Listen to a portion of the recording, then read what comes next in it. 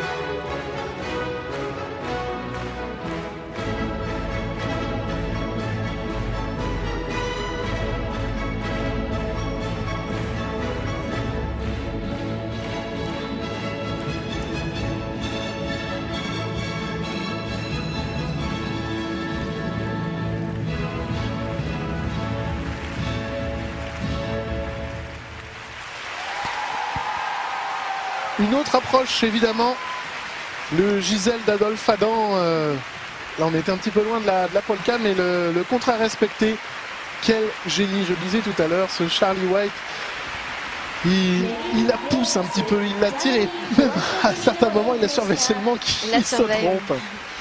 Non, ils sont toujours très impressionnants, ils font vraiment de la performance sportive. C'est-à-dire que bon, bah voilà, la danse sur glace c'est entre le sport et l'art. On a une version très artistique de la part des Canadiens Tessa Virtue et Scott Moir. Et là, nous avons le penchant sportif avec le couple américain, voilà, où ils sont vraiment dans la performance. C'est très intéressant d'avoir les deux. Ils sont sur le sommet mondial, donc ça nous montre que l'un n'est pas forcément mieux que l'autre, mais il faudrait les deux en même temps. C'est pas pêché à la bourse normalement les deux en même temps? Ah bah on essaye. Vous aviez dit en début de saison que vous aviez énormément axé sur la technique.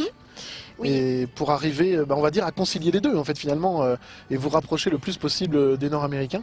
Oui, c'est vrai qu'avec Fabien, on a beaucoup fait des démarches artistiques depuis le départ. Et là, on se concentre plus sur la technique parce qu'on sait qu'aujourd'hui, c'est ce qui coûte très très cher et ce qui peut rapporter gros. Donc pour en revenir à Meryl et Charlie aujourd'hui, ce qui est quand même sympathique, c'est qu'ils aient pris un thème comme le ballet de Giselle, et on peut regarder, ils ont pioché, voilà, comme ce petit passage à l'arrêt, des passages du ballet. Et donc c'est sympa d'avoir des petits morceaux de danse classique qui reviennent sur la glace. C'est vraiment ce qu'on appelle la danse sur glace. On essaye de reproduire des parties dansées, interprétées généralement au sol. Donc il y a un effort de fait chez ce couple qui, ce que je disais, très sportif, très acrobatique. On s'en souvient, ils avaient été champions du monde il y a 2 ans. Et pour le redevenir, même s'ils ont dominé le début de saison, il va falloir eh bien, continuer sur cette lancée. Parce qu'on l'a vu, Virtue et Moire sont assez affûtés. Et puis vous allez vous aussi revenir très affûtés avec l'ami Fabian. Donc Charlie White et Meryl Davis n'ont pas intérêt à baisser la garde, même si tout leur a souri en début de saison. On sait d'ailleurs qu'un trop bon début de saison, pardon, quelquefois, peut conduire à certains soucis parce qu'on est en forme trop tôt. Ou, je dis pas qu'il y a un relâchement, mais voilà, peut-être que les réglages, on ne les fait plus. Et ceux qui dominent au départ, il faut doser entre fatigue et puis, on appelle ça improvement. Ils vont être deuxièmes, voilà. Ils sont contents, mais derrière Virtue et Moire, ils sont pas loin, tout va se jouer sur le programme libre. Il y a à peu près 1 point d'écart entre les deux, un petit peu moins d'1 point d'écart. Ça va être merveilleux entre le Notre-Dame de Paris